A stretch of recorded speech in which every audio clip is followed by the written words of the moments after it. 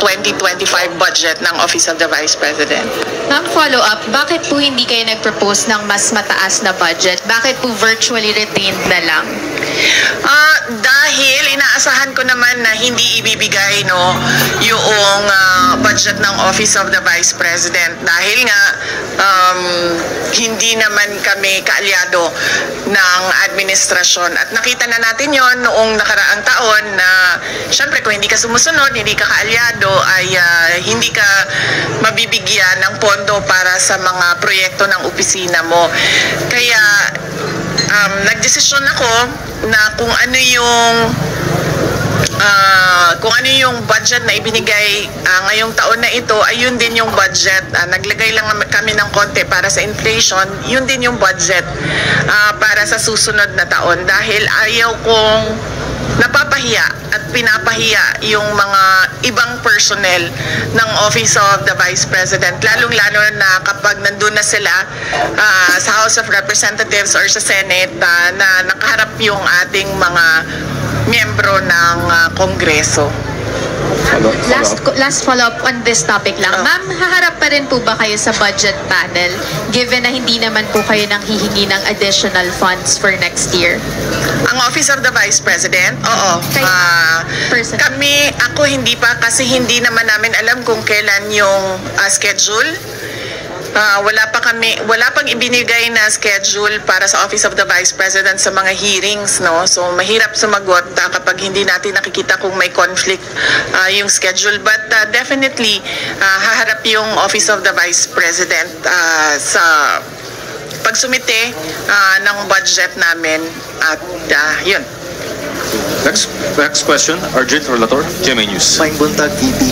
Ma'am, with a slim margin, ma'am, with the proposed ninyo na 2026 budget with 2025, meaning po ba na retained lahat yung mga programs and project na ipapatupad next year? At ano po yung nangyari dun sa mga partners natin, dun sa mga slashed or reduced programs with 2025, ma'am? Oo, yung mga partners natin sa MAB at sa Pansarap ay nabigyan na sila ng abiso, no, na wala na budget yung medical and burial assistance at wala na rin yung budget ang Pansarap. So i-discontinue na namin yung project at yung partnership sa kanila. Follow up. So expected, ma'am, na for next year the same projects pa rin yung ipapatupad ng OVP, wala nang magdadagdag ko? Yes, oo. Wala kaming madagdag na projects for 2026. Tutuloy pa rin lahat nung nakita nyo, maliban lang sa Pansarap tsaka sa medical and burial assistance. Thank you. Any other questions on this matter? Good morning po, Ma'am VP. Ang question ko po ay may kinalaman po sa case po ni former President Duterte. Any other questions with the institutional topic? Not? So, let's move with the next topic. Kat, you have the next topic? Yeah. Ma'am, you earlier mentioned in an interview na you are...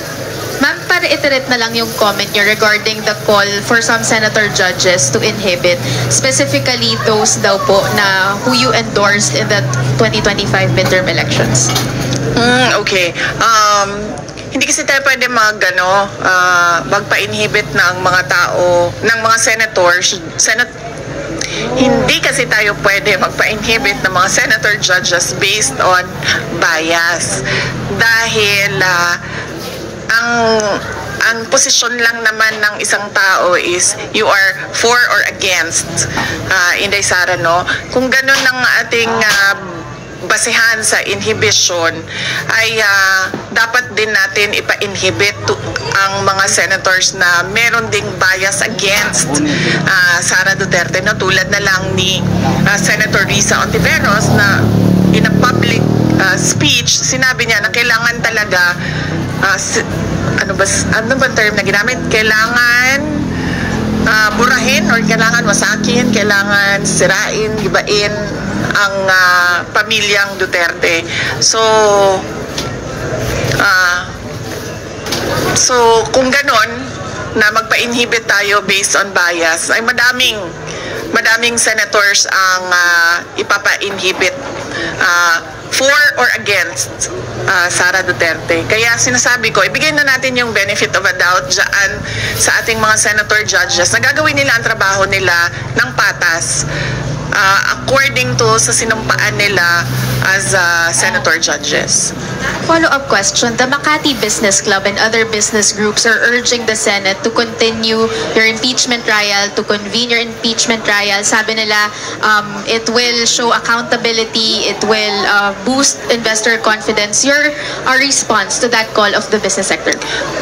Kahit nandyan o wala yung impeachment, wala na talagang investor confidence dito sa ating bayan. Kung nakikita nyo, bagsak ang foreign direct investment sa ating bayan, no? Kaya wag nila ako gawing rason kung bakit pangit ang takbo ng ating ekonomiya ngayon sa ating bayan. At saka, this is not accountability because impeachment, dalawa lang yung penalties dyan. Removal from office tsaka perpetual disqualification from government service. Walang penalties dyan dahil walang kaso dyan.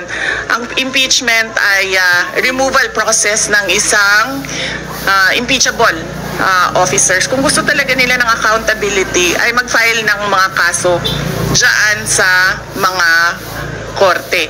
Alam naman natin at alam naman nila na yung mga pirma ng mga congressman, unang-una hindi nila binasa yung articles of impeachment. Pangalawa, marami sa kanila ang tumanggap ng budget o pera kapalit ng kanilang signatures. In fact, madami sa kanila ang umamin na may kapalit yung kanilang pagpirma doon sa articles of impeachment. So if we are to talk about accountability by business groups, dapat questionin din natin kung paano ginawa yung articles of impeachment at paano pinasa yung articles of impeachment papunta doon sa Senado. Okay. Any more questions regarding the impeachment matter? Sir?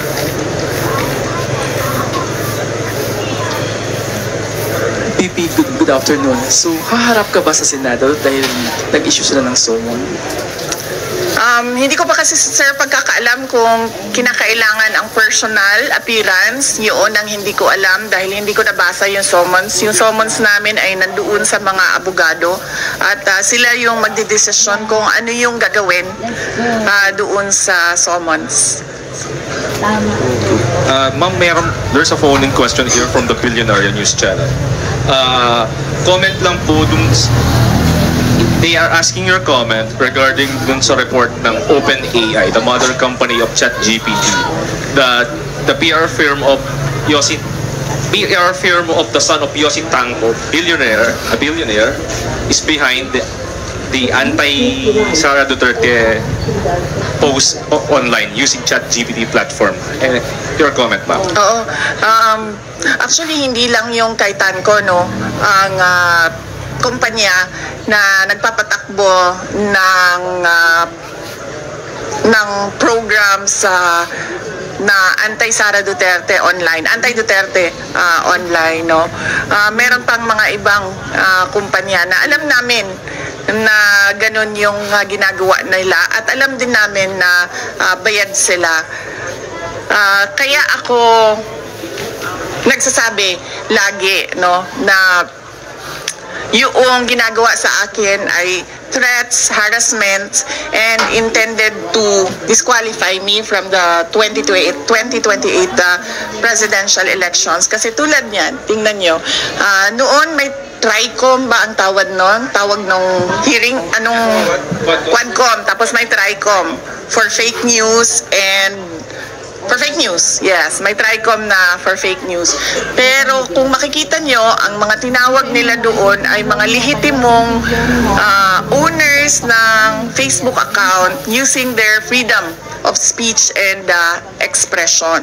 Mga lehitimong social media personalities na nagbibigay ng kanilang opinion na hindi naman bawal sa batas, pero nakakalungkot kasi yung kanilang opinion pro Duterte, pro Sara Duterte at yun ang iniimbestigahan. Pero ang mga tulad nito na mga kumpanya na ang negosyo nila ay gumagamit ng mga program para sirain ang pangalan ng isang tao ay hindi man lang kahit isang beses tinawag doon sa TRICOM na investigation ng House of Representatives. So yan, nagpapakita na itong lahat ay ano lang talaga, politika at harassment sa mga kalaban sa politika ng administrasyon. Hindi na yan ang galing sa amin, sir, ha? Hindi na kami nagsasalita kung anong mga panggigipit ang ginagawa sa amin. Tumatahimik na lang kami. Yung mga kaalyado namin, tumatahimik na lang. Yan talaga, tulad nung pag-amin ng mga congressman na may natanggap silang pera, kapalit ang signature, yung nilabas ng OpenAI na isang kumpanya na involved sa paninirang puri ng mga tao ay hindi galing sa amin, galing na sa universe. Para lang ipakita sa mga tao na kung anong ginagawa ng administrasyon. Puro politika, walang trabaho. At ngayon gusto pang i-blame, no, sa akin ang bagsak na ekonomiya ng Pilipinas. Any follow-up there? Kat? Do you intend to file cases against that company? Hindi na, ma'am. Sobrang napahiya na siya doon nung nilabas yon ng AI. I mean, nasaan na yung credibility mo as a service provider nung sinabi na ganyan yung negosyo mo. So, ano pang point na kasuhan ko siya? Nakakahiya na napahiya na siya doon sa nangyari at nakita ng buong mundo yung kahihiyan na ginawa niya. Ma'am, just speaking of AI, meron pong video ngayon na shinare daw si Senator Bato and si Vice Mayor Baste claiming na it's an artificial intelligence generated AI in support of you. Your comment po doon sa nangyaring pag-share daw po di umano nung AI generated video? Wala naman problema siguro sa pag-share ng AI video in support of sa akin. Basta hindi ginagawang negosyo. Kumbaga, if I were a social media account owner and gagawa ako ng AI to support a certain personality, walang problema doon kasi hindi ko naman siya ginagawang negosyo eh. Hindi ko naman binibenta sa mga tao yung produkto ko eh. No more questions on that topic? Okay, we move to the last two topics po. ICC, Kat, or Arjun? Arjun. Ma'am, good morning again, ma'am. Any update, ma'am, with regards dun sa isang state party ng ICC na willing daw mag-adopt kay FPRD na in a case mag-grant yung request for interim release? And any update po dun sa request for interim release ng Defense Council? Oo, yung request for interim release ay nasubmit na ng Defense Council ni dating Pangulong Rodrigo Duterte. Nakalagay yon sa website ng ICC. Accessible yon sa ating lahat. At makikita natin doon kung ano ang mga pinagbasihan ng request for interim release, ano yung mga justification at explanations ng defense team ni dating Pangulong Duterte sa interim release. Merong mga redacted portions doon dahil naisip ng defense team na kailangan maging confidential yung ibang impormasyon doon. Pero yun ay available naman sa prosecutors, sa judges, and ang pagkakaalam ko, available din siya doon sa representatives ng mga biktima. Yun lang yung, kung ano yung nalalaman natin lahat sa publiko, yun lang din yung maibigay ko sa inyo na information. Yung iba pa ay kailangan tanungin at sagutin na ni Attorney Nicholas Kaufman. Ma'am, any update dun sa oath-taking ni FPRRD? Or any case, ma'am, before ba ng June 30 possible na ma-release na si FPRRD? Nakikita niyo ba yung possibility na gano'n, ma'am? June 30? Apo. Wala kasing binigay na timeline. Walang binigay na timeline yung lawyer. Pero lagi niyang sinasabi, we are hoping that it will be granted the soonest possible time. Yan yung lagi niyang sagot kapag tinatanong siya about interim release. Doon sa oath-taking, hindi ko alam kung ano yung discussions niya. Iba din ang mga abogado ni dating Pangulong Duterte sa oath-taking niya. Mga Filipino lawyers kausap niya at nag-aasikaso ng kanyang oath-taking. Ma'am, you have any idea dun sa non-filing daw po ni FPRRD nung kanyang sources sa COMELEC? Baka may discussion kayo with the local lawyers niya po. Ang pagkakaalam ko ay kailangan ng oath yun at hindi sila ata makapag-file kasi walang oath. So ang ginawa ng lawyer ni dating Pangulong Duterte ay nagrepresenta siya para kay dating Pangulong Duterte doon sa COMELEC. Last two questions. Sige ma'am. VP, good afternoon po. Doon po sa case po ni FPRD, alam mo ba natin, ma'am, kung nag-file na po ng motion to respond ang prosecution with regards po doon sa request po ni interim release?